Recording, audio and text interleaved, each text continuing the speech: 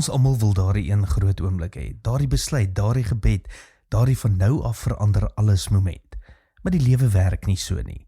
Welkom by die Sepcast, die tuiste van die nommer 1 netwerk vir jou lewe. Dis waar ons stadiger dink, dieper kyk en ontdek hoe Jesus nie net toegewerk het nie, maar nou werk. Jesus sê in Lukas 9:23, as iemand agter my aan wil kom, moet hy homself verloon en sy kruis opneem, daagliks.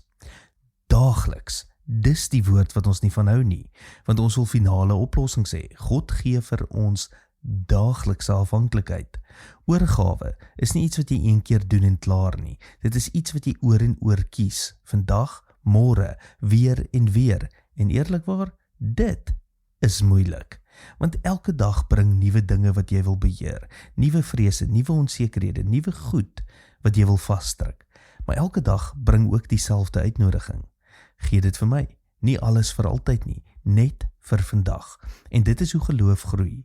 Nie deur groot dramatiese oomblikke nie, maar deur klein getroue keuses.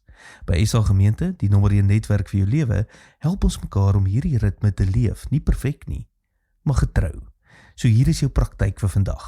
Begin jou dag met een sin.